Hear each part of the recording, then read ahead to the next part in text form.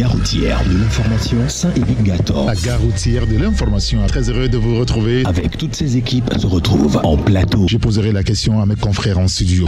Décryptage, analyse. Ça va être pire demain. Débat. L'ascension est méritée. Ce qui reste pour un pays, pour un peuple, c'est son histoire. Sont au rendez-vous de l'actualité de la cité. La gare routière de l'information, c'est du lundi au vendredi de 11h à 12h30. À très bientôt, au revoir. Taxi FM, votre radio d'opinion. Émission politique, sportive et culturelle, en direct.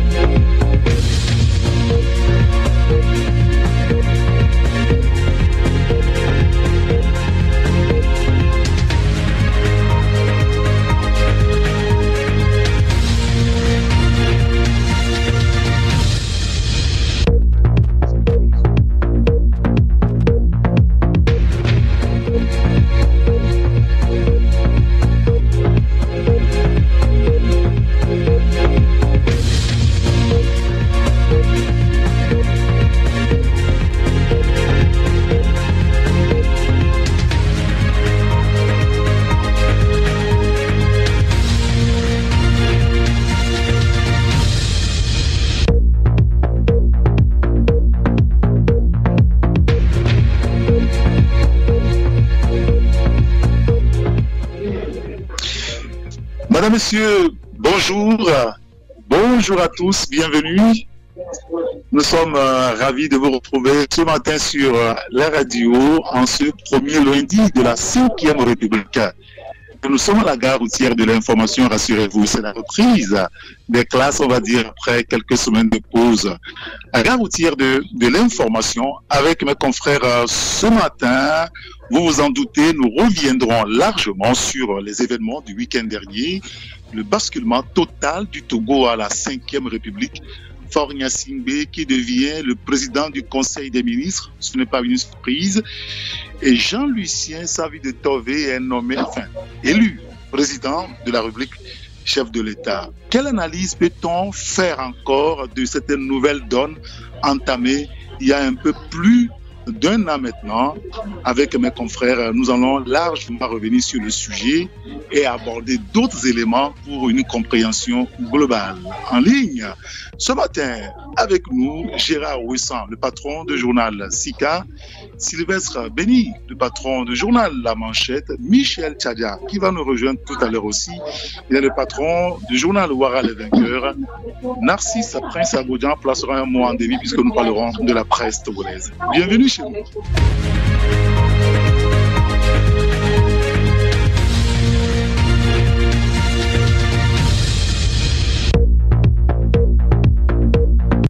Taxi FM, la seule radio de débat, d'infos et de sport. Mr. Gérard. C'est un plaisir de retrouver l'école, hein? Dans le taxi. Merci de nous rejoindre en tout cas. Bonjour Sylvestre Béni. Oui, bonjour Eric et bonjour à toutes et à tous. Je crois que Gérard va écouter cela à la maison et puis il se dira, bon, non, moi j'aurais dû, quoi. C'est mon habitude. Et ça me vantait, c'est l'attitude de tout homme intelligent. Il se réécoute toujours, il s'entend. Vous savez, quand on vous fait des remarques, on dit, mais tu t'entends quand tu parles, toi?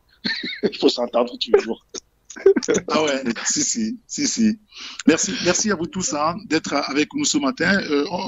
Narcisse Prince Abodian aussi avec nous. Narcisse, vous allez activer votre micro s'il vous plaît. Bonjour. Bonjour, c'est Eric. Bonjour à toutes et à tous. Plaisir d'être là. Merci d'être avec nous. On va prendre quelques minutes de votre précieux temps. Je sais comment vous êtes très occupés le lundi matin. Alors, on vous a demandé de vous joindre à nous pour d'abord parler de la presse togolaise. Nous sommes dans la 5e République. Le 3 mai dernier, c'était la journée consacrée donc à la presse à travers le monde. Vous, ici, président du SYGIT, ce syndicat de la presse togolaise, qui se bat pour que la presse soit une presse respectée et respectable. Alors, à l'occasion de cette journée, vous demandez à ce que la presse soit véritablement une presse, c'est ça? Oui, je demande surtout aux acteurs de s'indigner par rapport moi je voulais pas prononcer le mot. Allez-y. Oui, c'est s'indigner tout simplement par rapport à la situation de la presse privée au Togo. Et j'ai souhaité que cette journée du 3 mai ne passe pas inaperçue, vu l'actualité politique qui était très dense. Et donc, j'ai dû anticiper avec le soutien de certains confrères pour qu'on puisse parler un tout petit peu de la presse togolaise avant de plonger dans la 5e République.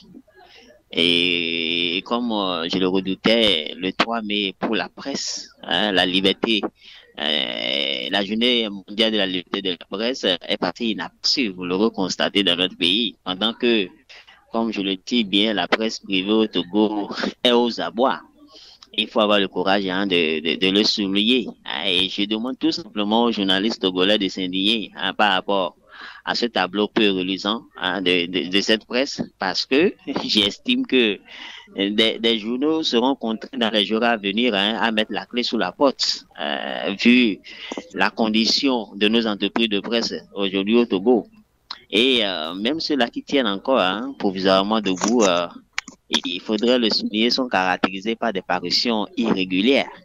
Et c'est une réalité. Alors, c'est irrigateur. Je dis clairement qu'entre vulnérabilité économique, fiscalité agressive, aide publique insuffisante, répression, larvée, fracture numérique, j'avoue que les médias privés au Togo semblent laisser pour compte. Et donc, il faudrait le souligner. Et pourtant, nous savons tous le rôle que joue la presse dans notre pays. C'est une mission d'intérêt général. et donc rien ne saurait justifier la décision de leur soumettre au même régime fiscaux comme les entreprises commerciales ordinaires. Et moi, j'attire l'attention non seulement des acteurs, mais également des pouvoirs publics pour dire que la presse togolaise, privée surtout, est aux abois. J'ai également souligné le régime rigide de déclaration du personnel médiatique à la Caisse nationale de sécurité. On se rappelle que la pandémie a mis à genoux l'économie de notre pays. La presse n'a pas été épargnée. Alors, il est tout autant évident que l'indifférence et l'inaction collective sont en train de lui asséner des coups de grâce. Et moi, j'ai pris sur moi de pouvoir attirer l'attention de tout le monde là-dessus. Donc, le message était très clair, Saint-Henri Gator. Indignons-nous pour une fois, en tant que journalistes, histoire de pouvoir s'accorder sur l'essentiel et se battre pour que la presse privée togolaise puisse retrouver ses lettres de noblesse. Et c'est vrai, le 3 mai, c'est la journée internationale de la liberté de la presse. Mais s'il faut se questionner sur une liberté d'informer en sursis au Togo, il y a de quoi faire carrément un débat là-dessus. Et je l'estime, le droit à l'information des citoyens semble s'éroder dans notre pays. L'autocensure a refait surface pendant que de peur s'installe dans les salles de réunion. Et je le dis, la loi est devenue aujourd'hui dans notre pays comme une arme favorite contre qu'on qualifie de diffamation, atteinte à l'honneur, incitation à la haine. C'est des prétextes qui ne manquent guère aujourd'hui pour, bien évidemment, abstraire les journalistes pas devant les tribunaux. Comment en est-on arrivé là aujourd'hui, Narcisse? Mais écoutez, c'est beaucoup de facteurs qui l'expliquent, c'est beaucoup d'indicateurs qui aujourd'hui expliquent la situation de la presse privée. Et malheureusement, nous-mêmes en tant qu'acteurs, nous avons décidé de conspirer contre la noblesse de la presse privée, surtout la presse critique dans notre pays. Et la pluralité médiatique, malheureusement, se meurt lentement dans notre pays. Et il faut le dire, Saint-Éric, nous sommes nous aussi complices de ce qui nous arrive. C'est en cela que je nous invite à nous indigner, Qu'est-ce que nous faisons face à la situation? Les pouvoirs publics, c'est leur responsabilité, mais nous-mêmes en tant que journalistes, que faisons-nous? Il est vraiment important qu'aujourd'hui, qu'on puisse accorder sur l'essentiel parce que la presse se meurt, la presse libre se meurt. Nous avons décidé d'être des griots aujourd'hui et c'est malheureux. Donc, c'est un peu un coup de gueule envers nous tous, envers tout le monde. Et attirer l'attention également des pouvoirs publics parce que, quoi qu'on dise, la presse privée joue un grand rôle pour le développement de notre pays. Il faut penser aussi à elle. Et j'ai eu dans ma tribune à faire des propositions comme l'exonération fiscale pour les entreprises de presse privée au Togo, l'instauration et l'application effective des mesures spéciales pour sauver les médias, comme par exemple la détaxe sur les intrants, annulation des arriérés d'impôts. Par exemple, c'est possible. L'adoption d'un statut spécial pour les entreprises de presse au Togo, la création de coopératives de journalistes pour mutualiser les ressources, la protection effective de la liberté de la presse, la détaxation des intrants d'imprimerie, des matériels de production et de diffusion médiatique. C'est des choses qu'on pourrait avoir si nous sommes unis, si nous nous entendons sur l'essentiel. Et j'invite même, si la situation ne change pas, les choses reste intacte, qu'on pense aussi à une presse morte pour nous journaux au moins. C'est possible, Saint-Éric. Il y en a qui se posent la question de savoir, mais qu'est-ce que je raconte, à quelle presse je m'adresse? Je dis, je m'adresse à la presse togolaise. Si nous nous entendons sur l'essentiel, nous pouvons décider de provoquer une presse morte au moins pour une journée, pour faire savoir que réellement ça ne va pas pour la presse privée au Togo. Donc, je crois qu'on doit vraiment se questionner sur ce qui se passe. Et pas qu'on dise, franchement, nous tirons le diable par la queue. Et ce 3 mai est un moment important pour rappeler tout ceci et attirer l'attention des uns et les autres. Moi, je l'ai dit clairement, Saint-Éric, que ce 3 mai, journée internationale de la liberté de la presse, là n'est pas vraiment au discours convenu. C'est le moment opportun de regarder en face une réalité malheureuse, de se pencher sur la situation qui interroge et qui interpelle. C'est surtout l'occasion de mieux le couteau dans une plaie qui chaque jour s'infecte un peu plus. Donc voilà ce que je pourrais te dire, Saint-Éric, par rapport à ce que j'ai eu à partager. Et je ne sais pas ce que les confrères en pensent, mais je suis à l'écoute. Oui, bien sûr. On le donnera naturellement la parole tout à l'heure. Mais vous restez encore avec nous, Narcisse, avant que vous nous quittiez. Mais Gérard Ouessant, quand vous écoutez ce tableau-là, Narcisse a eu des mots assez durs quand même, hein, qui peut-être sont des réalités. Mais quand il dit, par exemple, que la presse elle-même, elle est complice de la situation qu'elle-même vit, est-ce que c'est pas dramatique, ça? Non, je ne trouve pas dramatique. Deux remarques. La première remarque, c'est qu'il dit que nous tirons le diable par la queue. Mais moi, je cherche le diable même pour le tirer par la queue, je ne le trouve même plus. Il n'y a rien. Il n'y a rien à quoi s'accrocher. Et maintenant, dire que les acteurs de la presse eux-mêmes sont complices, je pense que ce n'est pas une analyse tout à fait juste, parce qu'il faut distinguer entre les acteurs de la presse et des agents du régime qu'on a infiltré pour chapeauter la presse. Non, attendez. Qu'est-ce que vous racontez là, Gérard? Excusez-moi. Oui, c'est-à-dire que c'est la même chose qui se passe avec, par exemple, l'opposition. C'est-à-dire qu'on met plein de gens dans les rangs, on leur donne le vocable d'opposition et maintenant ils agissent contre la formation dans laquelle ils sont. C'est un peu comme des agents infiltrés. Et ça, ce n'est pas seulement au Togo. C'est un peu partout. Quand vous voulez torpiller un mouvement, ben vous infiltrez des gens. Et quand vous en avez la force, vous faites chapeauter le mouvement par vos propres agents et c'est fini. Donc, dire que les journalistes eux-mêmes sont contre la presse, je pense que c'est assez hasardeux comme analyse. C'est assez dur comme analyse. Et donc, il faut vraiment voir la chose dans toute sa complexité. C'est beaucoup mieux. Donc, alors, je veux faire réagir aussi Sylvestre Béni sur la question de la presse togolaise aujourd'hui. On est tous d'accord, hein, qu'elle se meurt. Hein. Oui, en réalité, je crois que Narcisse a dépeint un tableau non reluisant de la presse togolaise. Mais tout ce qu'il a dit, je crois que Narcisse n'a pas osé, hein, quand il dit que certains complotent en réalité contre la presse. Oui, je dis oui. Parce que lorsque Gérard dépeint des agents qui seraient donc dans la corporation et qui jouent contre la même corporation, ces agents ont un titre. Ils ont le titre de journaliste. Chez nous, on ne les appelle pas des agents, mais des journalistes. Alors, lorsque les mêmes, dans une corporation, vous planifiez des choses, vous vous battez donc pour l'intérêt commun et que eux rament à compte courant, en réalité, ils font du tort à la presse. Je fais observer qu'il y a 3 ans, en 2022, le patronat de la presse togolaise a sorti un baromètre sur la situation de la presse. Voilà. Et donc, dans ce baromètre-là, nous avons demandé à ce que les peines privatives de liberté soient du moins se retirées. Donc, du code de la presse, il faudrait que le code soit révisé pour qu'on sorte les peines privatives de liberté. Nous avons cité un certain nombre de dispositions. Lorsque nous étions sur un plateau, je ne vais pas donner de nom, et qu'après avoir expliqué les choses, un confrère dit que oui, parce que la période coïncidait avec l'examen périodique universel, donc le PPT veut saboter l'action du gouvernement en demandant que ces dispositions-là soient retirées. Vous voyez un peu? C'est-à-dire que nous demandons à ce que les peines privatives de liberté soient retirées et que le code soit révisé. Et c'est un confrère sur le plateau qui dit que non, parce que ça coïncidait avec l'examen périodique universel et que le gouvernement doit aller défendre tout ce qui concerne donc les droits de l'homme, les libertés, la liberté de presse, la liberté d'expression et tout ça, que c'est à dessein que le PPT est sorti en cette période-là pour saboter l'action du gouvernement.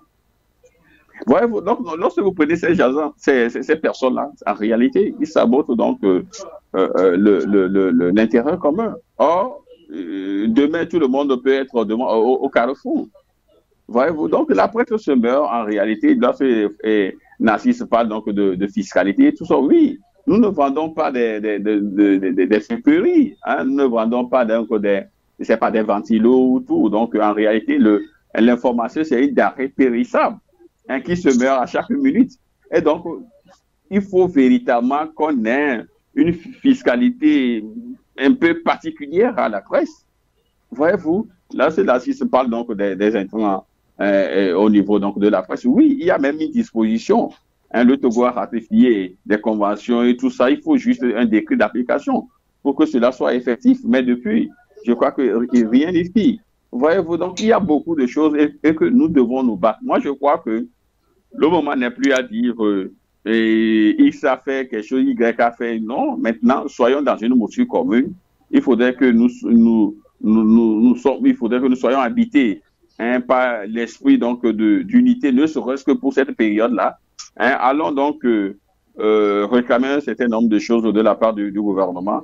Et donc, si nous pouvons l'avoir, je crois que ce serait bien pour toute la corporation parce que, vous savez, lorsque la radio, il y a une détentation sur les intrants au niveau de la presse, je crois que lorsque vous irez acheter donc des micros, on aura un prix relativement bas. Lorsque nous irons acheter donc peut-être des papiers, des calques et tout ça pour nous qui sommes dans la presse office, on aura un prix relativement bas. Donc il y a tellement donc de choses à faire.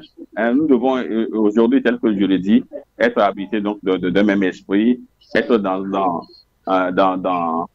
une mouture commune pour aller donc le faire. Sinon, je l'ai dit, Eric, je ne sais pas si vous vous rappelez, sur la même antenne, il y a je crois 3 ou 4 mois que si rien n'est fait, peut-être que bientôt on ne parlera plus donc de la presse au Togo, mais on parlera donc de la communication parce que beaucoup le font aujourd'hui de la communication et non du journalisme.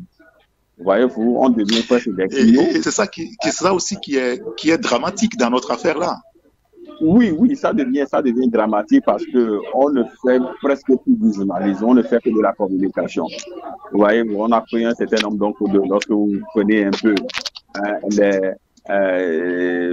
certains titres et tout ça, je veux pas être dans un esprit de division puisque je parle donc de la communion d'esprit de la concorde nationale, mais aujourd'hui on fait plus de la communication que du journalisme et tout cela aussi. Je crois que à ça c'est parce que aujourd'hui pour un oui pour un non, on vous fait passer devant le procureur, on dit diffamation, tout ça là, atteinte à l'honneur et tout ça, outrage à l'autorité, même dans notre code actuel. C'est vrai que le code doit être révisé.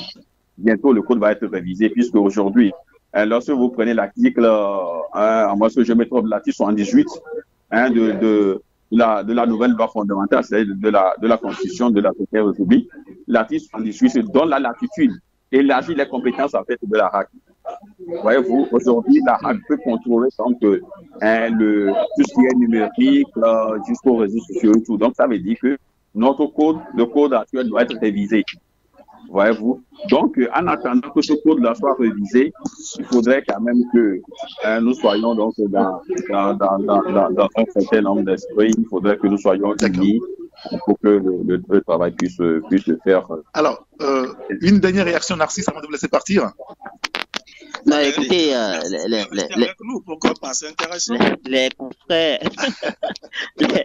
les confrères ont dit l'essentiel.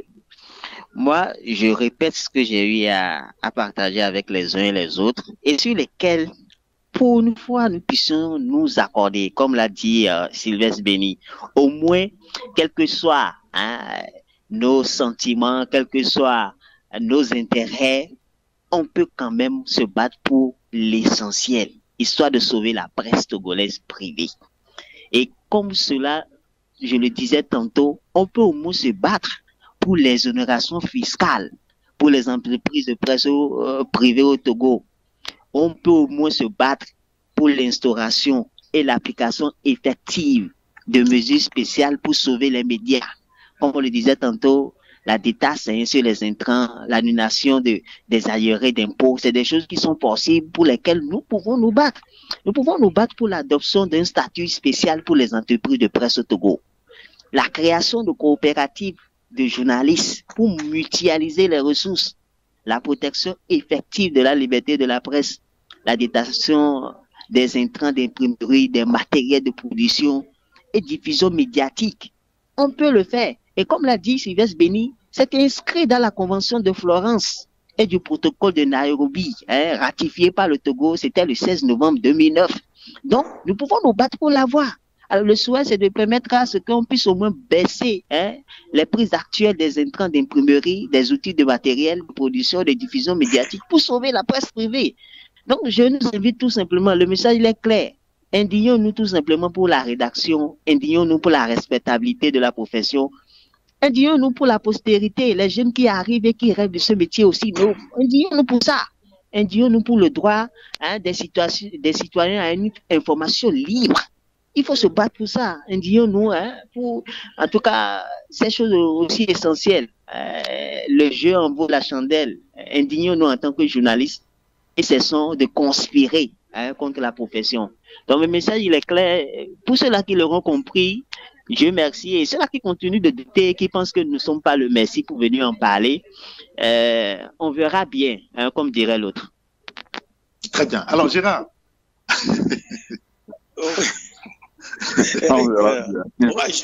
C'est intéressant tout ça. Et seulement, moi, vous connaissez ma position, je suis un peu loin des vœux pieux. C'est-à-dire que quand vous dites il faut s'indigner, il faut se battre, il faut faire ceci, il faut faire cela, et les accords de Florence, tout ça, vous pensez que le gouvernement ne sait pas qu'il a signé des accords de Florence? Mais quelqu'un qui ne veut pas faire, je crois qu'il faut d'abord diagnostiquer le mal. Pourquoi est-ce qu'on ne veut pas faire? Vous pensez que le gouvernement ne sait pas qu'il faut favoriser la création de kiosques à journaux? Vous pensez que le gouvernement ne sait pas qu'il faut créer une messagerie pour distribuer la presse du sud au nord? Vous pensez qu'on ne peut pas nous faire des allègements d'impôts? Non. Moi, je crois que il y a une chose qu'il faut faire qui est très importante, réorganiser les états généraux de la presse. Que ce soit encore? Mais oui, encore vraiment. L'accord du gouvernement. Je crois que, Gérard, je crois que les états généraux, on l'a eu en 2008, je crois, ici. Il y a des dispositions qui ont été prises. J'étais même membre et j'étais dans une commission technique. J'ai travaillé à ce projet-là. Et je vous dis que, oui, c'était un truc bâclé. C'était juste un donc il faut reprendre. Oui. C'était juste un chapelet de revendication. Et ça n'a jamais porté le nom d'états généraux. Les états généraux, c'est quoi? C'est procéder à une analyse d'un problème ou bien d'une problématique donnée et ensuite proposer des solutions, des chemins pour aboutir à des solutions, comme on en a fait en France après la Révolution, les états généraux de la République. Qu'est-ce qui se passe? De quoi est-ce que nous souffrons? Où sont les pôles de problèmes? Qui en sont les acteurs? Qui peut créer ces problèmes? Quelles peuvent être les solutions? C'était ça. Mais nous avons recensé seulement des besoins en chapelet. Et je vous l'ai dit, je faisais partie d'une commission technique moi-même. Et je vous dis qu'on n'a pas fait du bon travail. Si nous pouvions organiser des états généraux financés par nous-mêmes ou bien par des privés, un truc qui ne dépend pas du gouvernement, moi je crois que ce serait déjà un début. Une deuxième chose, pourquoi ne pas avoir des titans des médias qui réfléchissent aux problèmes des médias, des titans comme on en a aux États-Unis un peu partout, où on se dit, mais on va réfléchir aux problèmes des médias. Mais tant que nous allons dire que, c'est comme si vous disiez, dans ce pays, ou bien dans les sociétés humaines, il faut arrêter de voler, il faut arrêter d'être violent, mais c'est bien, ça tout le monde le sait, mais c'est des vœux pieux. L'être humain est créé comme ça, que dès qu'il peut exercer la violence sur l'autre, il le fait. Et c'est les lois qui l'en empêchent. Le vol, c'est pareil. Laisser l'autre travailler, venir lui subtiliser son bien. L'être humain est comme ça. Et c'est la peur du gendarme qui l'en dissuade. Mais donc, créons les conditions pour que ceux qui font ces choses-là, pour pousser les gens à nous faire la part belle. Moi, je vous dis que l'aide de l'État à la presse dans ce pays dépasse 1 milliard. Je vous le dis. Parce qu'on vous donne 150 millions, comme ça, officiellement. Mais maintenant, on appelle des collaborateurs à qui on donne plus. Et finalement, moi, je crois qu'on doit tourner autour de 1 milliard. Donc, c'est des trucs qui sont faits exprès. Tant que nous n'aurons pas parlé courageusement de ces problèmes-là, tant que nous n'aurons pas diagnostiqué les problèmes, comment ça se passe, et on dit seulement, il faut ceci, il faut faire cela, il faut se réveiller. Bon, et sincèrement, moi, j'ai un peu de doute, j'ai un peu de doute, et voilà ma position, elle est claire. Du haut de mes quelques années dans la presse, Et c'est ce que j'ai trouvé. Ça peut être faux, mais c'est ce que je pense. D'accord, très bien. Je pense qu'on va clôturer ce chapitre-là. Un dernier mot. Non, je disais que c'est intéressant. Et il ne faut pas attendre de 3 mai pour parler de la presse togolaise. Et c'est l'autre problème que nous avons. Je le dis souvent. Nous nous indignons lorsqu'il s'agit de la zone franche, des employés de la zone franche. Tu te rappelles, c'est Henri Gator. Nous sommes indignés pour les conditions de travail et de vie du personnel de santé. Aujourd'hui, je dirais qu'ils sont mieux par rapport à nous. On s'est indigné dans ce pays par rapport aux enseignants. Mais quand vous prenez un enseignant aujourd'hui, en tout cas, il est mieux rémunéré que le journaliste togolais. Quand il s'agit des autres, nous sommes très engagés pour les autres. Nous nous indignons beaucoup pour les autres. Mon message, il est très clair. Indignons-nous aussi un peu pour nous-mêmes. Et je partage l'avis de Gérard, c'est vrai, les vœux pieux, oui. Passer à l'action aussi, c'est une réalité, c'est ce à quoi je nous exhorte tous. J'interpelle les premiers responsables des organisations de presse, j'interpelle tous ceux-là qui sont impliqués pour l'épanouissement de la presse togolaise, de se retrouver au moins entre nous et de réfléchir. Si nous sommes ensemble et que nous décidons d'agir ensemble, nous pourrons essayer de faire bousculer un peu la montagne, de remuer un peu le cocotier. Donc c'est un peu ça mon message. Au-delà de la 5e République qui nous intéresse autant, nous prenons plaisir à en parler, par un moment aussi parlons de nous. C'est ce que j'aimerais partager avec tout le monde. Rassure-toi, Eric, je vais rester un peu avec vous, comme les dit Gérard. Merci. Voilà. Et tu es quand même un ami, Narcisse. Tu es un ami. Je vais rester un peu avec vous, rassurez-vous. D'accord, très bien. Merci. Vous restez avec nous, puisqu'on a quelques difficultés pour joindre Michel Tchadia. On va quand même y aller. Oui, je voulais qu'on parle de la 5e République. Oui, allez-y. Oui, Narcisse a parlé d'un problème très important, mais en parlant du fait qu'on resserre plus les taux qu'avant. Et ça, c'est une réalité aussi. Aujourd'hui, l'autocensure est de règle. Tout le monde a peur. Moi, j'ai fini mon book class hier, mais il fallait lire, relire, tituler. Je vous donne un exemple très simple. J'ai publié une photo du chef de l'État il y a 10 ans. Je n'ai pas eu de problème. C'est un photomontage. Tout le monde en a rigolé. J'ai publié la même photo 10 ans plus tard. Ben, j'ai eu droit à la foudre. Ça, on ne va pas me dire le contraire, que le taux se resserre, quoi. C'est-à-dire qu'aujourd'hui, on se dit blague à part. On ne fait plus de blagues.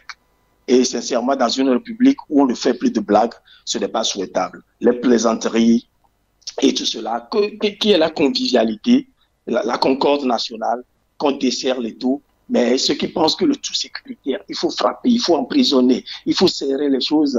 Moi, je pense qu'ils ne servent pas la politique du chef de l'État. Parce que, à un moment donné, tout simplement, les gens ne pourront plus respirer et ce n'est pas bien. Parce que quand on est chef, c'est vrai qu'il faut être craint et en même temps, il faut être aimé aussi. C'est ça qui fait les grands hommes et dans l'histoire. J'ai l'impression que Gérard est traumatisé. Comment? Par quoi?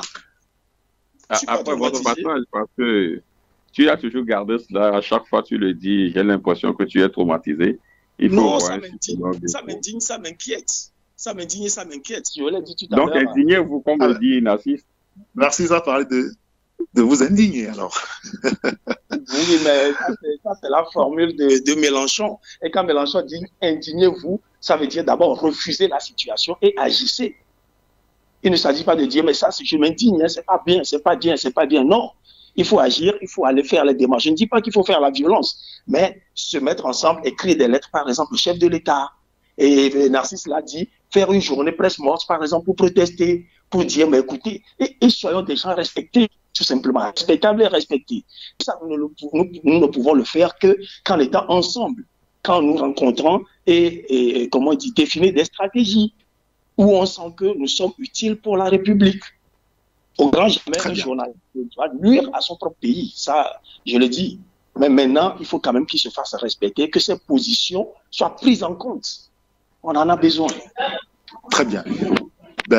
Messieurs, merci beaucoup par rapport donc à ce sujet lié donc à la presse. C'est quand même normal hein, qu'on parle un petit peu de nous, une manière pour répondre à Narcisse que nous sommes en train de nous indigner comme ça en parlant de la presse togolaise. On va maintenant aborder... Notre situation est mieux que la situation de la société civile. Hein. Elle a pratiquement disparu. Nous, au moins, on ose encore parler. Parce qu'on a le micro, on a encore la plume, et donc du coup, ça marche pour l'instant. Et parlons de la 5e République. Nous avons suivi tout ce qui s'est passé le week-end dernier, samedi, pour être beaucoup plus précis. Alors, ce matin, on sait que l'actualité, c'est justement ce basculement total à la 5e République qui est donc effectif. Faure Gnassingbé, ce n'est pas un secret pour personne, c'est effectif maintenant. Faure Gnassingbé devient le président du Conseil des ministres. Et puis, le Togo a un autre président maintenant. Je ne sais pas si on parlera de la... Enfin, qu'est-ce qu'on pourra dire là? On va parler donc de changement à la tête du pays ou de l'alternance, puisqu'il y a un autre président qui est élu par le Parlement, l'Assemblée et le Sénat, Jean-Lucien Savy de Tové. Peut-être qu'on reviendra plus tard sur l'homme. Je pose la première question à Sylvestre. Est-ce qu'on pourra parler d'alternance à la tête du pays, du Togo, aujourd'hui? Non. Écoutez, il faudrait pas qu'on soit dans ce jeu-là de ceux qui veulent véritablement donc nous conduire là. Et c'est pas une alternance à la tête du pays. C'est pas une alternance de la même du moment où celui qui est là, qui a fait 20 années au pouvoir, garde tous les pouvoirs, hein, et qui doit continuer donc à régenter le pays. Donc on peut jamais parler d'alternance. Monsieur Lucien Savy de Tové, oui, moi je voulais toujours dire qu'on aura donc un président des corps, donc il est là et c'est un titre honorifique, il fera pas grand chose, donc voilà, car celui qui exerce donc véritablement le pouvoir, c'est le président du conseil. Et puis vous savez, depuis quelques heures, il y a quelque chose qui se passe que nous feignons ne pas voir. Aujourd'hui, lorsque vous voyez, c'est vrai, hein, lorsque vous voyez la loi fondamentale, la Constitution, on ne parle pas de président du Conseil des ministres, mais on parle du président du Conseil. C'est-à-dire que lorsque vous prenez la session numéro 1, la dénomination, oui, c'est président du Conseil. Maintenant, depuis quelques heures, je lis président du Conseil du Togo. On ne parle plus de président du Conseil des ministres, mais du président du Conseil du Togo. Je ne sais pas ce qu'on veut, là où on veut encore nous amener, parce que lorsque vous prenez les précédentes moutures... Est-ce que ce n'est pas pareil? Enfin, président du Conseil des ministres, est-ce que la Constitution dit? Ou on s'arrête juste à président du Conseil? La Constitution parle du président du Conseil. Mais la Constitution dit clairement que c'est le président du Conseil qui est donc... le patron donc des ministres, en fait. Donc, dans les premières moutures, on parlait du président du Conseil des ministres. Mais avec la sortie officielle ou la publication au journal officiel de la Constitution, on ne parle plus de président du Conseil des ministres, mais la section parle de président du Conseil. Et depuis quelques heures, lorsque vous voyez un peu au niveau donc de quelques trucs officiels, on ne parle plus de président du Conseil des ministres, mais on parle du président du Conseil du Togo. Voyez-vous, donc il y a... C'est une précision qui est importante. Justement, je ne sais pas pourquoi. C'est une subtilité. C'est une subtilité. Peut-être que les gens ont tendance à croire qu'en parlant du président du Conseil des ministres, appellation qui est presque courante au niveau donc des régimes parlementaires, certains qui l'assignent même au poste de Premier ministre, peut-être que les gens se sont peut-être rendus compte que c'est un peu diminutif par rapport au président de la République. Et donc, on ne parle plus du président du Conseil des ministres, mais on parle du président du Conseil du Togo. C'est ce que je vois un peu au niveau donc de tout ce qui circule et qui a tendance à être officiel. Mais on verra dans les prochains jours. Mais je vous dis que même dans la Constitution, le président du Conseil des ministres est enlevé. La session parle uniquement du président du Conseil. Voyez-vous, c'est juste, je voulais juste vous attirer votre attention sur ce fait-là. Maintenant, pour revenir à votre question, je crois, il n'y a pas attenance, il n'y a rien. C'est du camouflage, c'est du vernissage, c'est du maquillage, c'est du saupoudrage, c'est ce que nous voyons très souvent, c'est de la poudre de perlimpinpin, quoi, comme j'ai souvent l'habitude de le dire. Donc, c'est cela, quoi. Il n'y a rien, donc c'est plus long, quoi. Il n'y a rien, et ce à quoi on vient d'assister n'a rien d'une alternance à la tête du pays. Gérard, vous êtes d'accord avec Sylvestre? Je suis d'accord avec lui. En tout cas, ce qui est sûr, il n'y a pas d'alternance. C'est-à-dire qu'il y a ce qu'on appelle les homonymes. Quand vous dites par exemple balle, en football, c'est le ballon, et le bal, là où ça va danser. Les deux ont le même nom, on les appelle balle, mais ce n'est pas la même sémantique, ce n'est pas la même chose.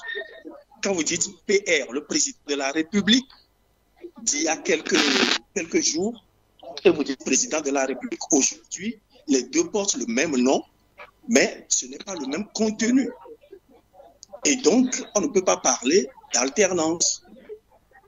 La réalité, c'est que le président de la République d'hier, c'est-à-dire celui qui avait le pouvoir exécutif, s'appelle aujourd'hui le président du Conseil des ministres et continue à détenir le pouvoir exécutif. Et donc, il n'y a pas d'alternance. Dans ma petite tête de journaliste, pour moi, c'est extrêmement clair. C'est juste des homonymes quand on parle de PR, président de la République.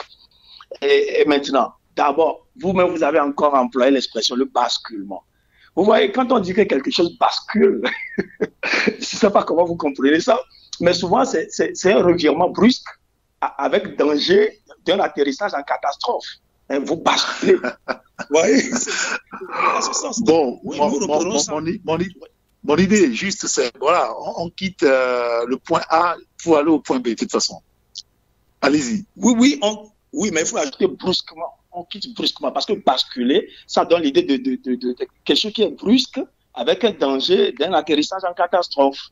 Et donc, on a basculé dans une république, ce qui n'est pas bien.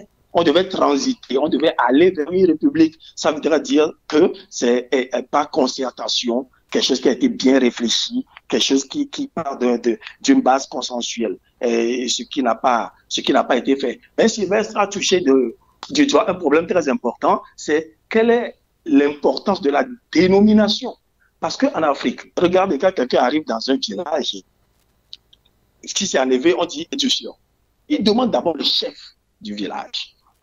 Et donc, le chef dans la tête d'un Africain, c'est quelque chose d'important. Or, les Togolais, jusqu'à présent, quand on dit le président de la République, alors c'est le tout-puissant, c'est celui à qui on fait allégeance, ou bien on doit allégeance.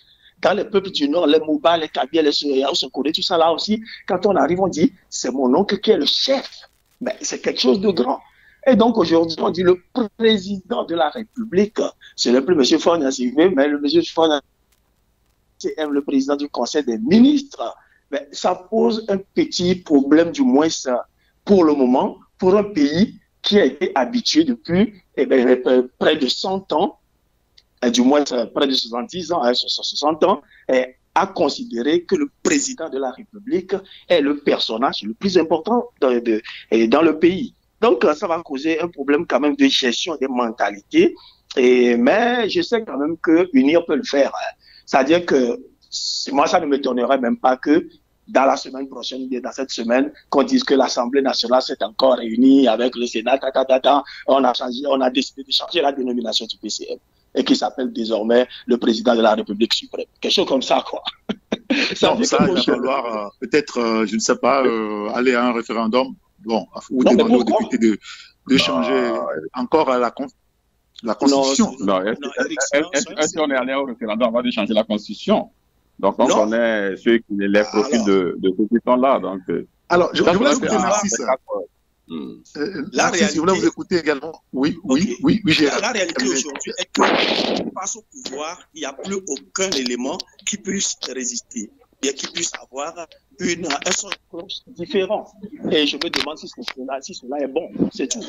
Mais c'est une réalité, on peut constater, c'est factuel. Tout à l'heure, on a revenu sur le cas du président de la République. Hein. Ça sonne un peu bizarre, mais Jean-Lucien Savi de Tovey. Mais je vais écouter Narcisse Prince Abodjan sur ce qu'on a assisté le samedi dernier. J'ai encore en mémoire l'image du matin où on a assisté donc à la prestation de serment donc au président du président du Conseil des ministres, le PCM, Faure Gnassingbé, avec tout le confort, tapis rouge, tout est déballé, on a vu. Hein. Et puis, en soirée, la manière dont donc, l'élection du président de la République a été faite et tout le reste, deux images totalement différentes. Qu'est-ce que cela vous inspire?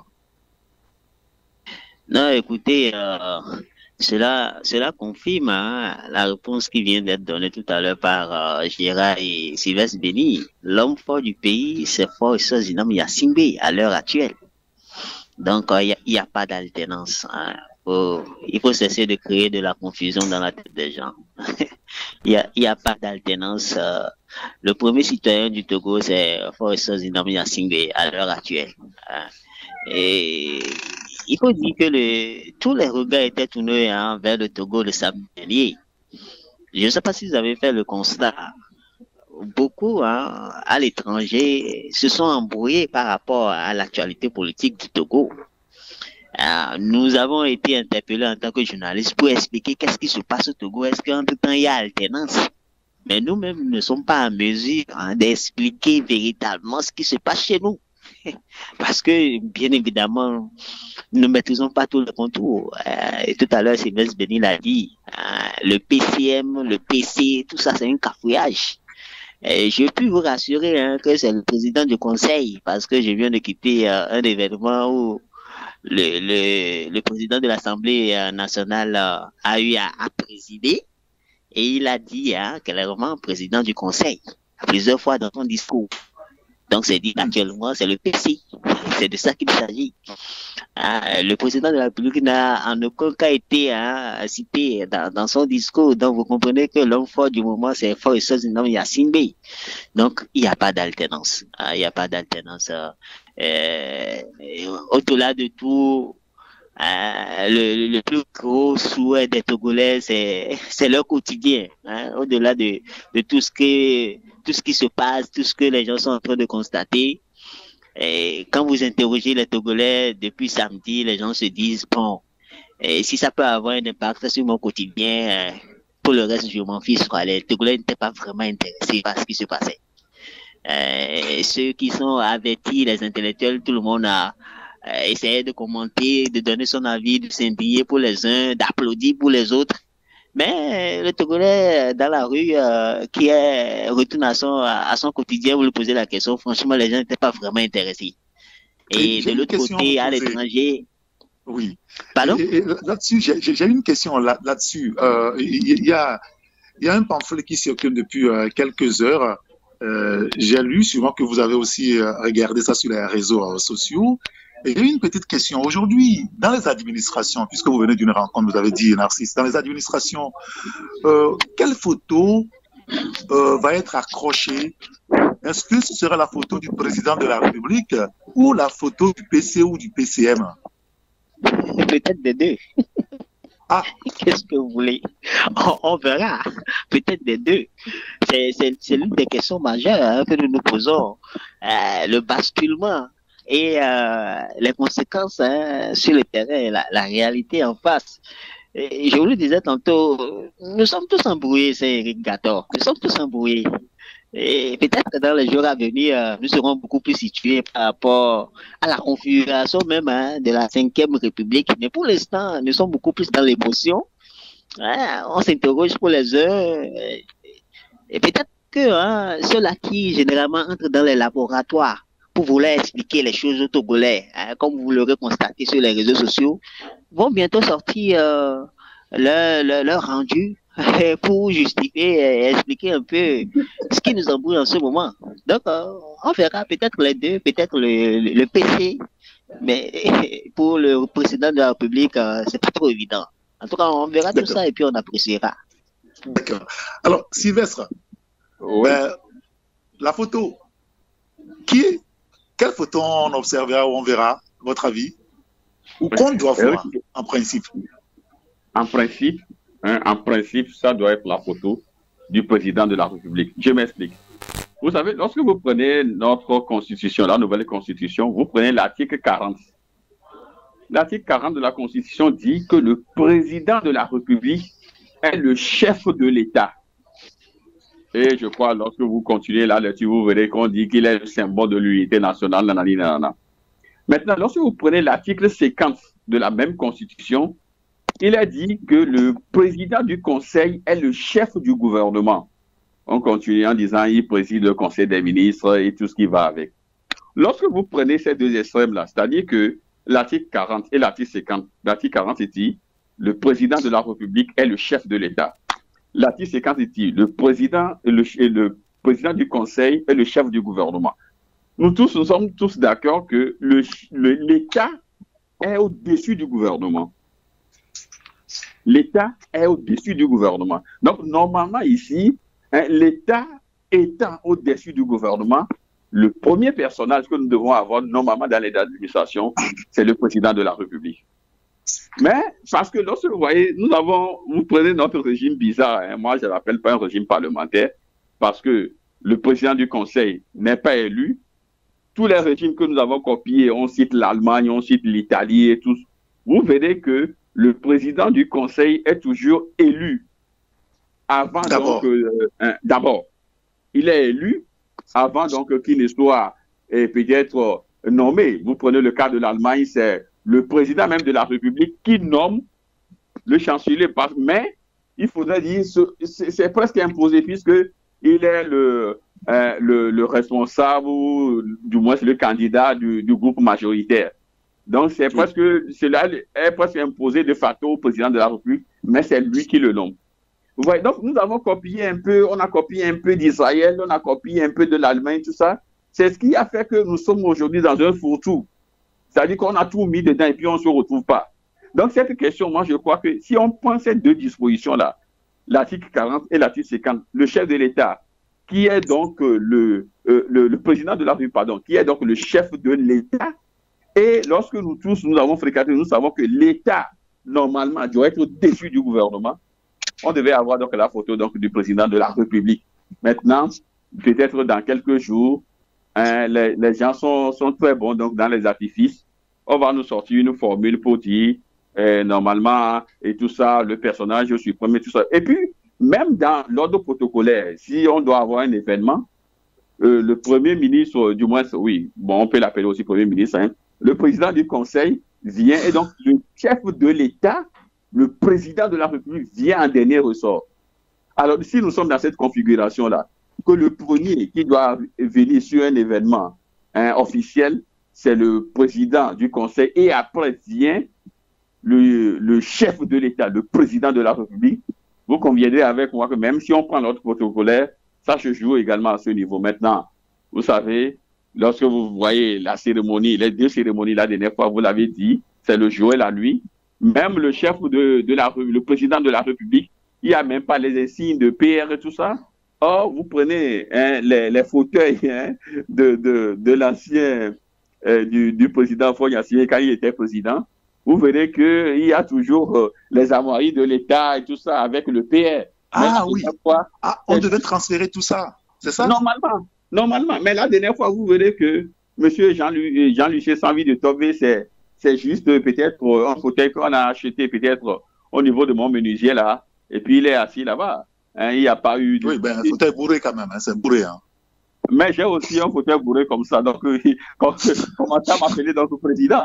donc lorsque vous voyez tout ça là, vous verrez que on fait sciemment donc d'effacer presque le président de la République. C'est vrai que lui aussi, il aurait voulu, hein, peut-être il aurait voulu tout ce qui se passe aujourd'hui. On n'a pas déroulé un tapis rouge et tout ça. Il a prêté serment, hein, mais c'est dit dans les textes quand même, devant le Parlement et tout.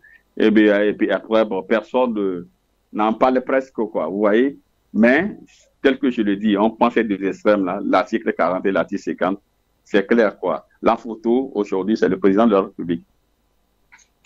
Oui, c'est vrai que tôt en matinée, lorsque Faure Gnassingbé, d'abord le président de l'Assemblée, Adedji Tepi Kodjo a dit que c'est le choix de unir ce Faure Gnassingbé. Ah bien, les députés en séance ont entonné donc l'hymne national.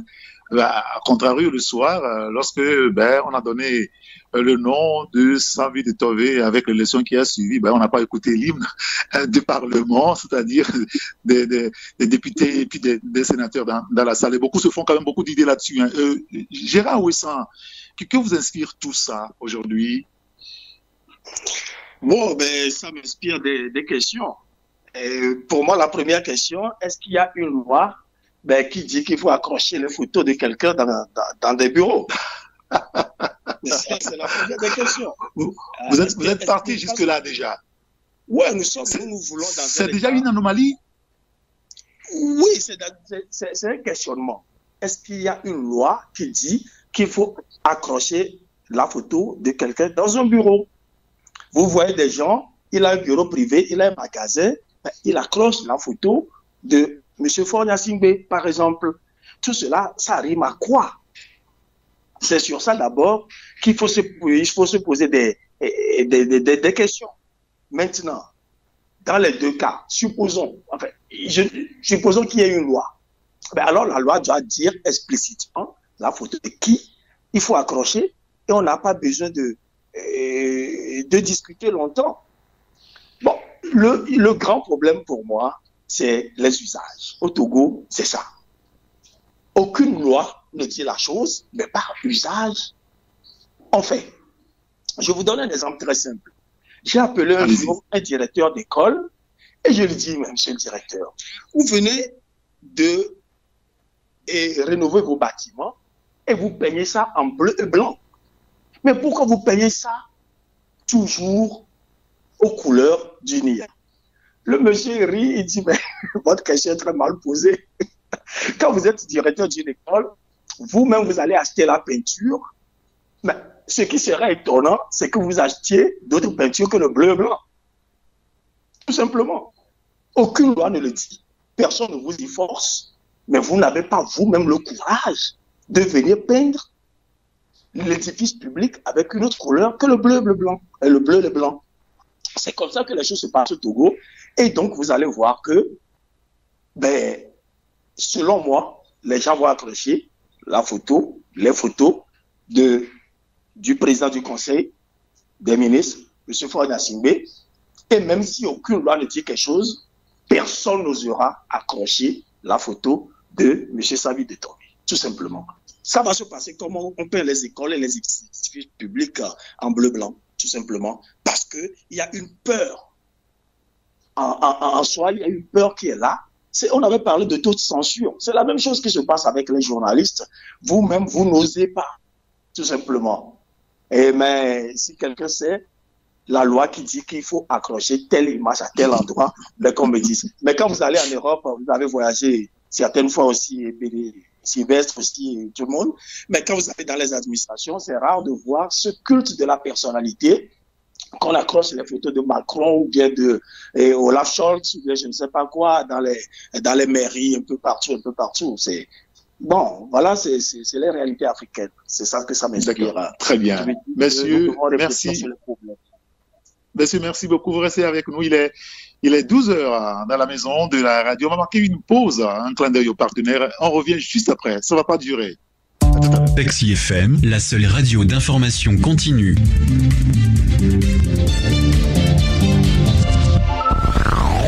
Tout de suite, la pub. Bonjour Tata, comment allez-vous? Bonjour Irène. Chez moi ça ne va pas, hein. Mon argent du marché se mélange avec mon propre argent là. Du coup, je finis souvent par tout dépenser dans les fonds de la maison. Là où je suis assise comme ça là, m'bouffento là. Mais Tata, pourquoi ne déposes-tu pas les recettes de ton activité sur un compte EcoBank? Il te suffirait juste de télécharger l'application EcoBank mobile ou même de faire étoile 326 dièse. Tu es la troisième personne à me le dire. Mais tu sais, vos histoires de compte là, je ne maîtrise pas, hein. Mais Tata, avec EcoBank, tu peux te créer un compte sans te rendre en agence et même sans aucune formalité. Ça peut se faire juste avec un téléphone qu'on appelle 1+1 là. Ah bon, Irène? Mais oui, Tata. Tata. En plus, ce compte te permettra d'envoyer de l'argent à tes fournisseurs et d'en recevoir de manière instantanée sans avoir à te déplacer. Je dis, tu dis que c'est un compte que j'ouvre comment même hier? C'est très simple, Tata. Je t'explique. Grâce à EcoBank, ouvrez un compte bancaire avec votre téléphone en faisant étoile 326 dièse ou téléchargez l'application EcoBank mobile sur Play Store ou App Store. Activez le compte en y faisant un versement et profitez des fonctionnalités d'un compte ordinaire. Offre soumise à condition. Pour toute information, contactez le +228 22 53 76 50 ou écrivez à l'adresse assist@ecobank.com. Retour des tubes dans un instant sur Taxi FM. Taxi FM, car de tout cœur, nous tenons à vous informer. Taxi FM.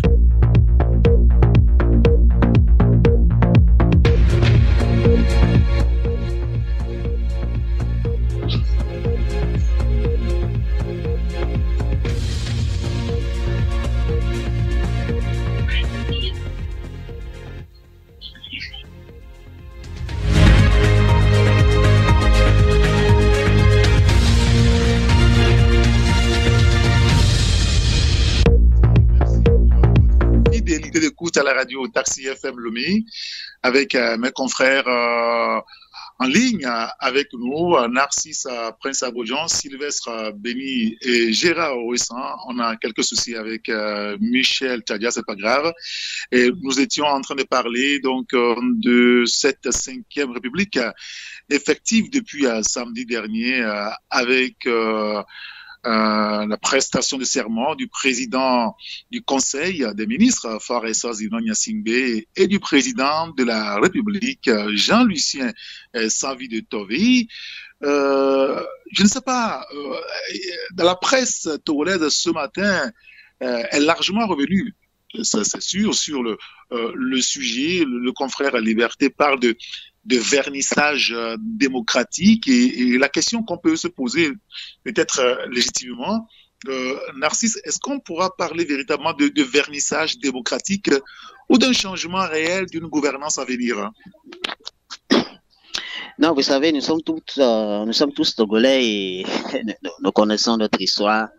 Nous savons ce qui se passe chez nous. Et en tant que Togolais, nous comprenons la situation et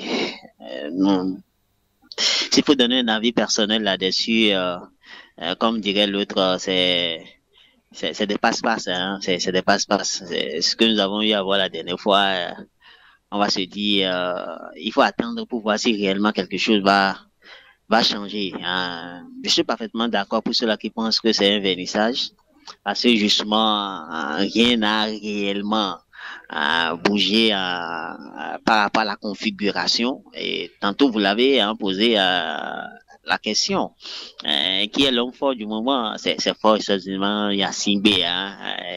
Ça veut dire que, comme le dirait l'autre, une nouvelle ère, peut-être par rapport au régime, mais il faut attendre pour voir si réellement la 5e République tant vantée, pas cela qui adhère pleinement, pourra changer le cours de la vie des Togolais. C'est le plus important. Au-delà des discours politiques, au-delà du militantisme, au-delà de l'appartenance des uns et des autres à un courant donné, qu'est-ce que la 5e République pourrait apporter aux Togolais, si ça pourrait les aider à évoluer, si ça pourrait peut-être chambouler leur vie. C'est de ça qu'il s'agit pour les jours à venir. Sinon, tout ce qui est de la configuration, rien n'a réellement changé. Je le disais tantôt, les pays de la sous-région se questionnent vraiment par rapport à ce qui se passe chez nous. Les gens nous posent des questions. Nous lisons même des commentaires de nos frères et sœurs de la sous-région qui, oui, malheureusement, nous lisons des réactions venant d'eux qui, malheureusement, aussi nous interpellent en tant que Togolais. Mais pour le reste, nous attendons de voir pour les jours à venir ce que la 5e République pourra nous apporter, puisque les gens l'ont tellement vanté, les gens sont très sûrs d'eux pour ce qui est du développement du pays, pour l'impact pour les Togolais. C'est du wait and see pour les jours à venir. Ah oui, parce que depuis ce matin, il y a sur les médias une séance d'explication également de cette phase-là qu'on est en train d'amorcer véritablement. Alors, le confrère Liberté, pour mieux citer donc le titre de l'article écrit ce matin, il parle de Togo, le vernissage, enfin le vernis démocratique d'une autocratie enracinée, et le choix même du président de la République, Savi Tove, ça a été l'une des grosses surprises aujourd'hui, Sylvestre. Oui, grosse surprise, oui, puisqu'il y a beaucoup de noms circulés. Entre-temps, c'est l'ancien Premier ministre. Et ça n'a rien été de tout ça, hein? Rien de tout ça. Les gens venaient dans la salle et on se disait que peut-être c'était eux. Bon, donc, rien de tout ça. Même nous apprenons même qu'au sein même des députés du parti au pouvoir, personne n'avait le nom. C'est après que, bon, voilà, quoi, des instructions ont été données que, voilà, la personne qu'on vous montrera, donc il faut voter pour lui. C'est comme si Judas qui a accompagné, donc les gens disent, la personne que j'embrasserai, c'est lui, Jésus, quoi. Donc il faut le prendre. Ouais, donc c'est ça. Et après, bon, les gens ont voté et tout. Mais vous avez vu que dans la salle, il y avait pas assez donc d'engouement. Oui, la mise en scène était presque à la fin, les gens ont applaudi et tout ça. Mais de l'autre côté, dans la matinée, c'était beaucoup plus l'effervescence et tout ça, l'émotion. Les gens ont même dansé, hein, à sortir. Les gens dansaient même et tout ça. Amélémiasi, vous voyez. Donc ici, bon, les gens n'ont même pas dansé parce que c'est pas, bon, à mes consonants, je ne sais pas si c'est réellement la personne qui voulait. Donc tout les gens dansaient dans les grandes villes, hein. Les gens dansaient dans les grandes villes. On l'a vu à Vaughan, on l'a vu à Palimé, on l'a vu un peu partout, hein, à l'intérieur du pays, les gens dansaient. Oui, mais pour ce qui s'est passé dans la matinée. Pour ce qui s'est, justement, c'est là où il y a. Bien sûr, pour ce qui s'est passé dans la matinée. Mais pour le soir, c'était triste, c'était morose. Et après, bon, même le chef de l'État, le président de la République, a eu donc les honneurs ou les militaires dans la nuit, quoi. Puisque tout a été presque fait dans la nuit. Après, il a eu les hommages et tout ça. Et puis, bon, voilà, quand il est rentré tranquillement chez lui. Donc, voilà, il n'y a pas eu assez, donc, de. Tout cela, c'est des signaux, hein, pour dire que bon. Excusez-moi, mais. C'est de ça, ou c'est ça que Faure Gnassingbé voulait véritablement, avoir quelqu'un qui ne va pas être imposé dans la République. Non, lâche le mot. En réalité, il faudrait choisir quelqu'un qui ne puisse pas le faire ombrage. Vous voyez, donc c'est ça, on a trouvé la personne idéale. Hein, on a trouvé la personne idéale, notre PP, qui est devenu donc le président. Et c'est vrai qu'il est fatigué également, hein, par le poids de l'âge. 86 ans. 86 ans. Lorsque vous voyez la personne même, il avait un regard hagard, hein, un regard presque perdu. Moi, je me pose peut-être mille questions. Peut-être qu'en ce moment, la personne se dit, mais qui sont tous ces gens-là autour de moi et qui m'applaudissent? Ah, ça rappelle Paul Biya, là. Ça rappelle Paul Biya, véritablement. Hein? Donc, il doit se dire, ben, bon, est-ce que je suis bien au salon? Ou quoi? Tous ces gens-là, ils sont venus d'où? Donc voilà, c'est le PP qui est là et qui malheureusement va changer son quotidien. Maintenant, il doit se lever tôt, il doit recevoir des audiences. Puisque lorsque vous prenez même les dispositions constitutionnelles, c'est lui qui doit recevoir donc les ambassadeurs, les chancelleries et tout. Donc ça veut dire que son emploi du temps va changer. Hein? Il doit se lever tôt, il doit peut-être se coucher tard. Mais tout ça, même vu son âge, c'est vrai qu'il fera pas grand-chose. Et puis, lorsque vous voyez même dans les dispositions, il est dit que le chef de l'État, c'est-à-dire le président du Conseil, doit aller le voir 2 fois par an pour lui faire donc l'état de la nation et tout ça. Donc, son emploi d'État va changer. Or, vu le personnage et son profil, vous voyez qu'on demande beaucoup à notre PP, quoi. On demande beaucoup donc à monsieur Savi Tove. Mais lui-même, il dit, bon, je vais me battre je ferai tous les efforts possibles pour que les Togolais, il ne sait même pas quel effort il va faire, puisqu'il n'a même pas les manettes, hein, pour conduire le bateau. C'est M. Faure Gnassingbé qui a donc le gouvernail et tout ça. Donc, voilà, c'est quand même triste qu'on soit là, qu'on en arrive là, hein, le président de la République, monsieur l'ancien, voilà quoi, c'est monsieur Fonia Singbe, l'actuel président du Conseil, qui a fait 20 années au pouvoir. C'est pourquoi, à un moment donné... Justement, sur cette question de bilan de 20 ans de Fonia Singbe comme président de la République, on va revenir un mot là-dessus, mais je voulais écouter Gérard Ouessant sur le choix de Savi de Tové. Jean-Lucien, ça a été l'une des surprises quand même. Hein. On n'a pas vu venir. C'est la part du chef, ça. Non, je pense quand même que nous sommes dans une situation où rien n'est prévisible. Alors, je ne sais pas pourquoi vous voulez qu'on voie cette chose-là arriver. Moi, on aurait élu Sylvestre Béni président de la République, que je ne serais pas étonné non plus. Parce que pourquoi pas? Pourquoi pas? Certains seront mécontents. Qui sera mécontent? Les gens d'unir. Comme d'habitude, ils vont dire, nous travaillons et puis on va prendre un parfait étranger pour nous chapeauter. C'est tout. Sinon, dans la population en général comme ça, je crois que ça ne ferait ni chaud ni froid aux gens. Bon, comme Narcisse parlait tout à l'heure de gens qui ont dansé, mais il faut encore savoir qui a dansé. Je pense que c'est les partisans du chef de l'État. Je ne dis pas que je n'en suis pas un, hein. C'est possible que je sois de ces partisans. Mais ceux qui dansent en général dans les grandes villes comme ça, quand des choses se passent, vous n'allez pas appeler ça la population, mais c'est les partisans. Et c'est facile de trouver rapidement 1000 partisans sur une population de je sais pas moi, de 15 000 habitants dans une ville, de trouver 1000 qui sont vos partisans. C'est facile. Et c'est pour tout le monde. Fabre irait quelque part aussi, vous allez voir après des gens qui vont danser. Et les FD, comment appeler, vont irait quelque part. Après lui, vous verrez qu'il y aura toujours des gens qui vont danser. Donc, le fait de voir des gens danser dans la rue ne sont pas un baromètre pour mesurer d'abord quoi que ce soit. Maintenant, j'ai écouté ce matin sur une radio où le professeur Aimé Koki disait que les députés, les sénateurs n'ont connu le nom de celui pour qui ils devaient voter que 2 heures avant le vote. S'il faut croire ce qu'il dit, parce que lui-même il est député, non? S'il faut le croire. C'est bien ce que je disais. Ouais, s'il faut le croire, alors c'est assez scandaleux.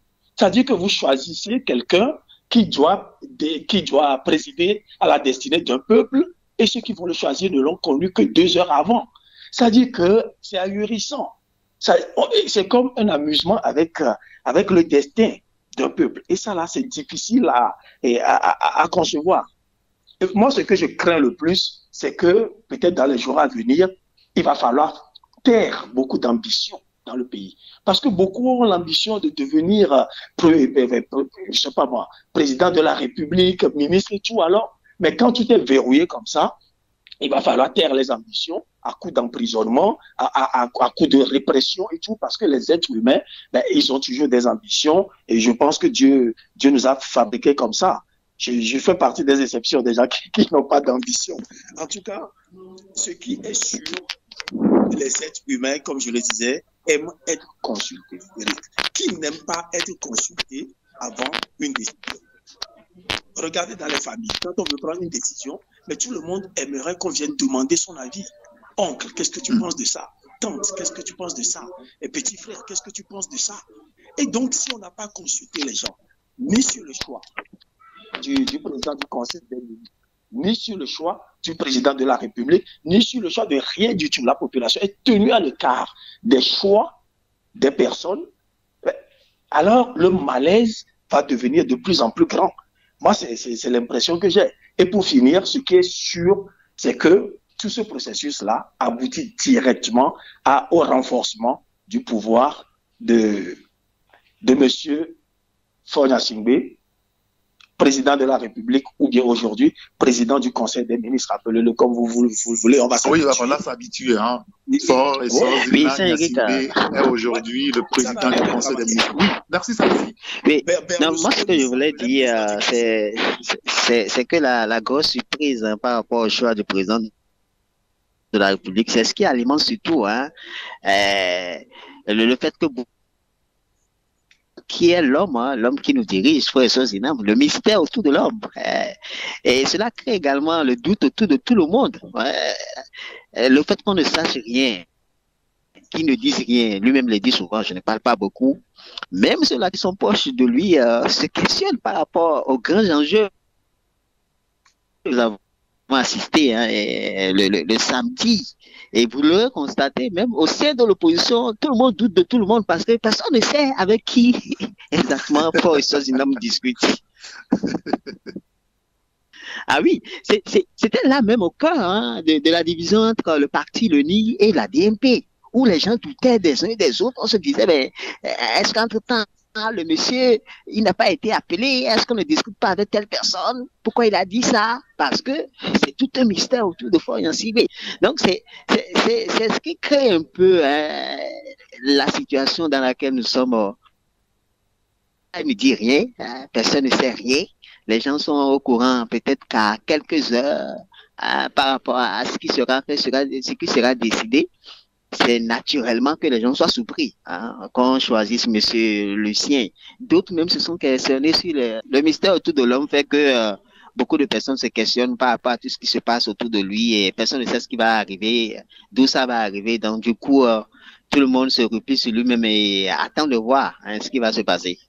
Encore un mot sur le sujet. Et maintenant, en rapport avec l'opposition, puisque vous avez lancé la balle, je la prends au bon, puisque hier, on a vu un meeting de l'opposition, d'une partie de l'opposition avec une partie des organisations de la société civile.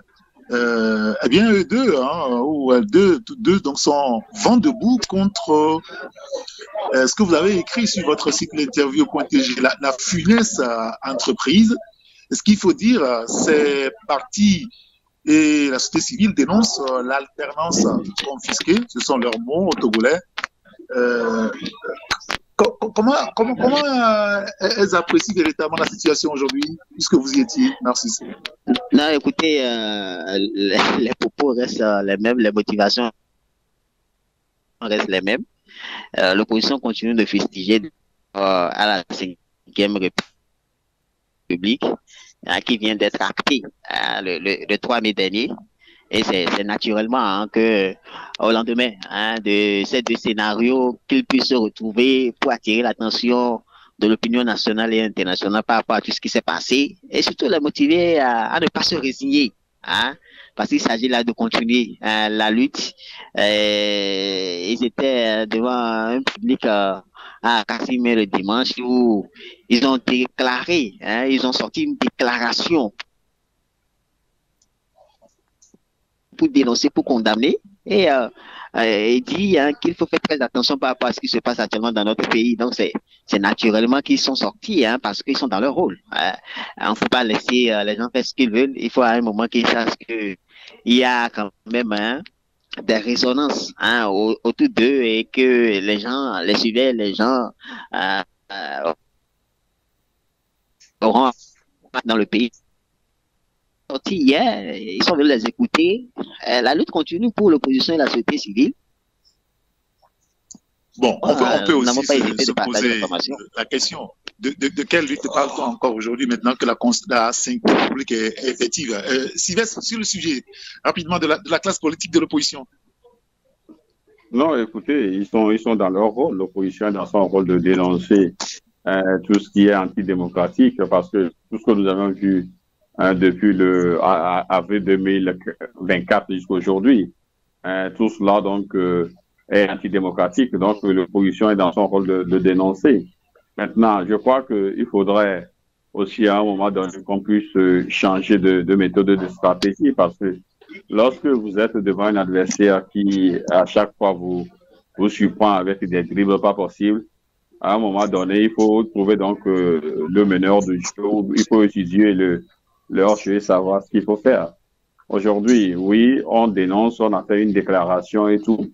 L'opposition a un atout essentiel aujourd'hui, c'est que le peuple conscient de tout ce qui se passe au Togo, a l'information, à la minute, tout ce qui se passe avec aujourd'hui les réseaux sociaux, le peuple a l'information. Maintenant, il faudrait juste qu'il y ait le déclic. Il faudrait maintenant coordonner tout cela pour en faire donc une véritable force devant donc l'adversaire politique qui est donc le parti au pouvoir. J'ai souvent l'habitude de dire que comparativement à ceux qui les prennent de haut, UNI n'est pas en réalité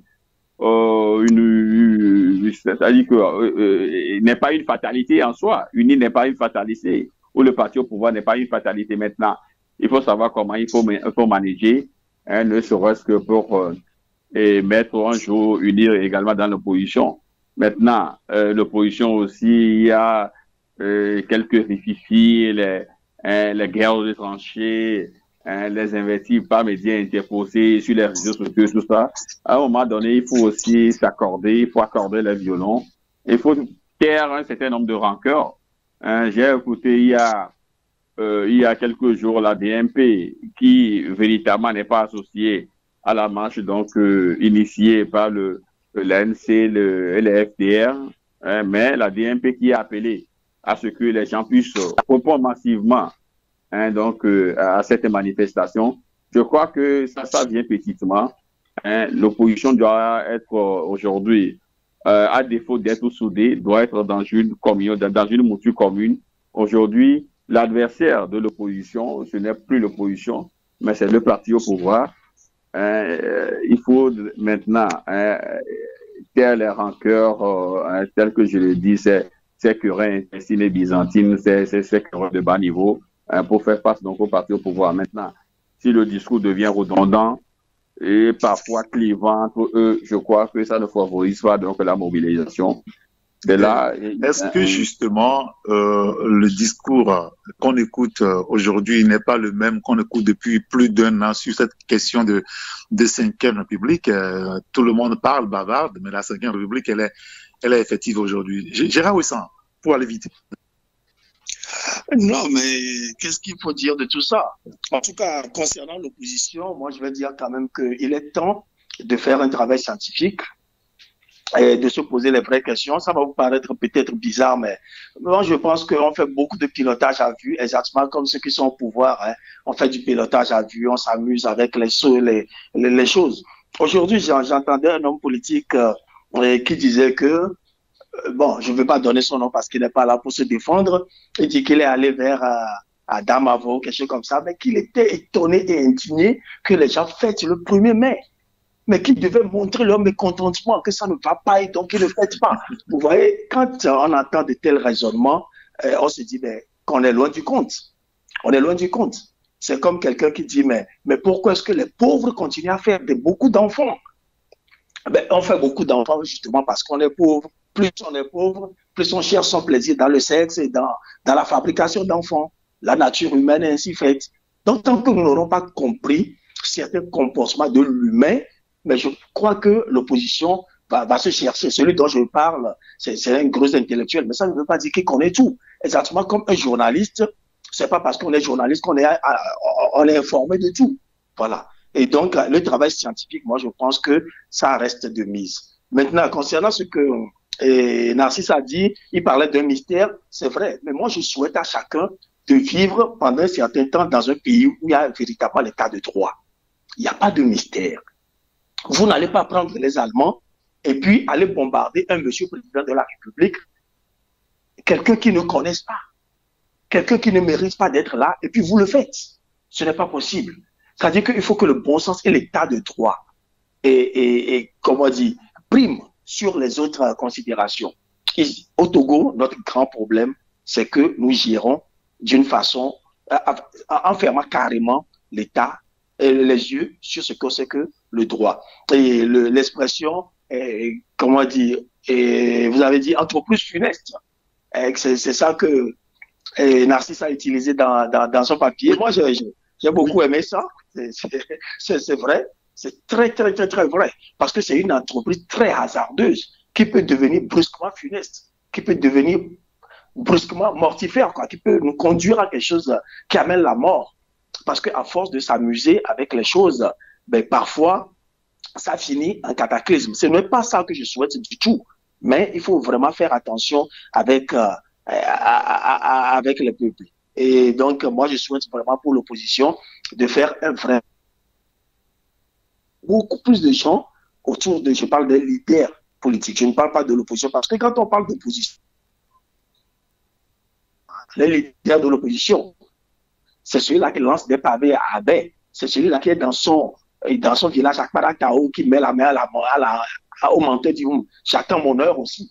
C'est celui-là qui... Voilà, c'est tous ces mécontents-là. Et c'est ça qu'on appelle l'opposition. Mais pour les leaders de l'opposition, ben, je leur souhaite vraiment de faire un travail scientifique et leur dire de taire les rancœurs, tout ça, comme Sylvestre le dit. Bon, c'est bien, mais je dis que c'est un souhait.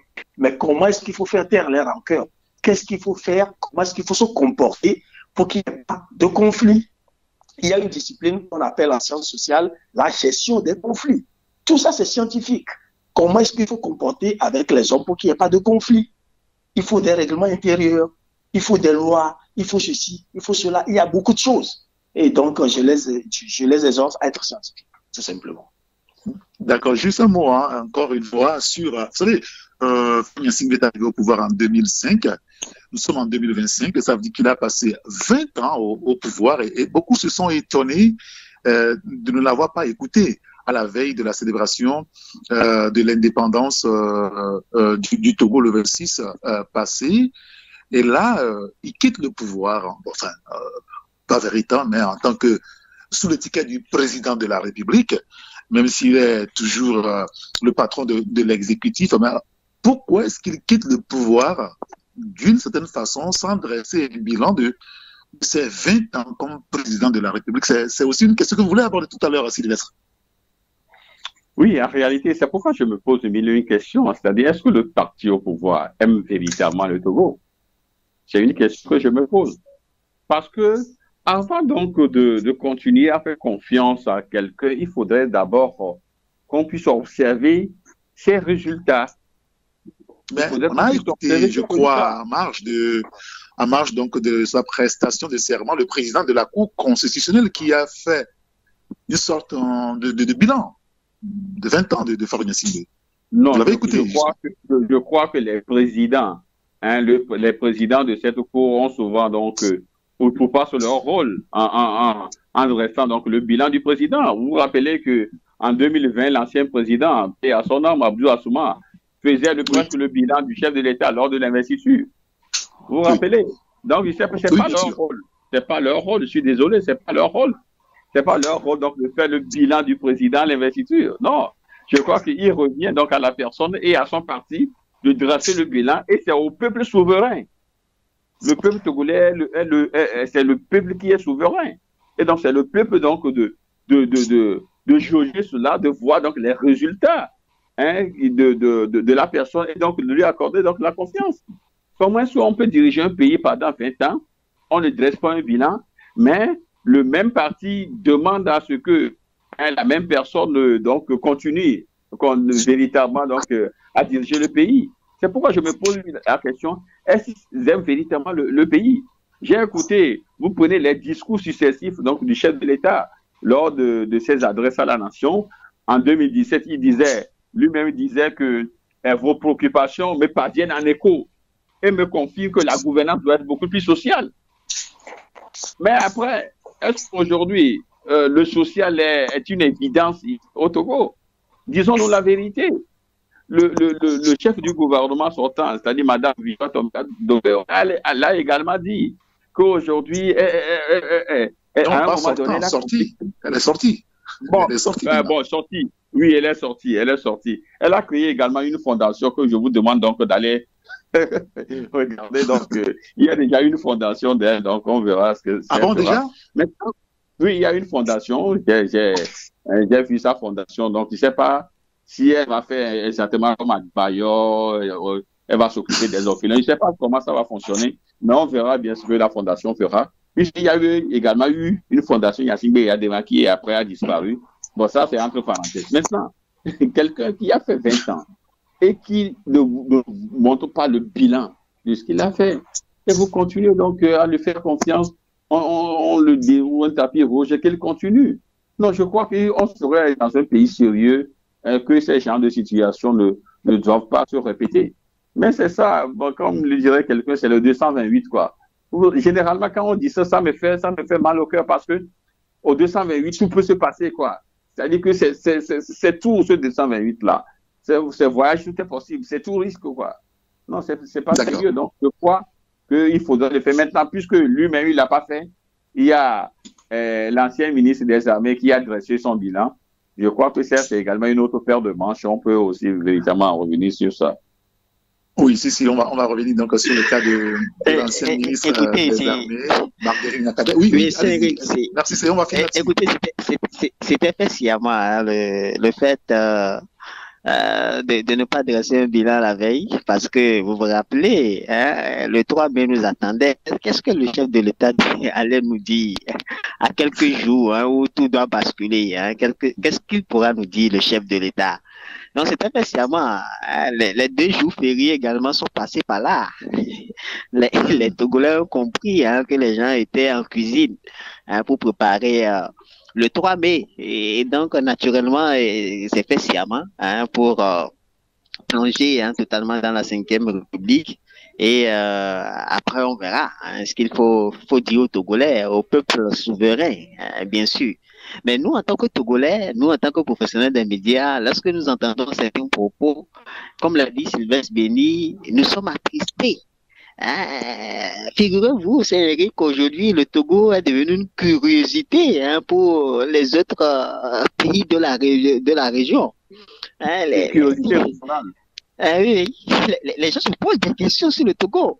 Les gens se demandent, mais qu'est-ce qui se passe chez nous? Nous sommes devenus une curiosité. J'ai même lu des Béninois qui nous ont laissé entendre que Talon doit tout faire pour s'éloigner du Togo. Ça nous attriste lorsque nous écoutons ce genre de choses. Sérieux? Ça nous attriste, en tant que Togolais, lorsque nous écoutons, lorsque nous lisons ce genre de choses. Donc, notre pays semble être devenu une curiosité pour les autres. C'est en cela qu'il ne faut pas avaler comme des fast-food tout ce qui se passe. À un certain moment, il faut qu'on arrive quand même à attirer l'attention de tout le monde, l'attention de ceux-là qui dirigent le pays.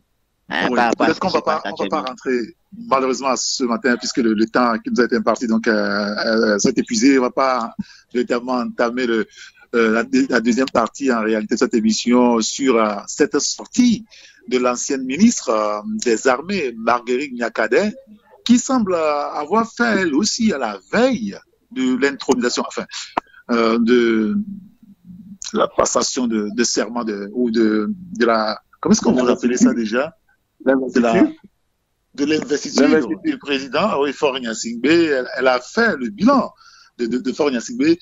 Je ne sais pas ce que Gérard en pense rapidement et peut me rendre l'antenne juste après. Non, moi je vais dire seulement que je l'ai dit tout à l'heure, il faut qu'on lutte beaucoup pour l'instauration d'un état de droit et vous allez voir, beaucoup de nos problèmes seront résolus, tout simplement. Parce que je vous retourne la question, est-ce qu'il y a une loi qui dit que le chef de l'État doit faire le bilan après 20 ans? Vous allez me dire non.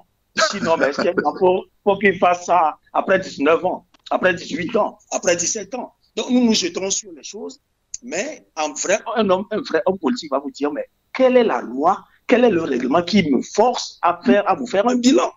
Non, Gérard, je crois que ça c'est un faux fuyant parce que même dans les petites associations de quartier, lorsque vous avez assumé la présidence pendant 2 ans avant de partir, si vous voulez être renouvelé, mais vous sortez votre bilan.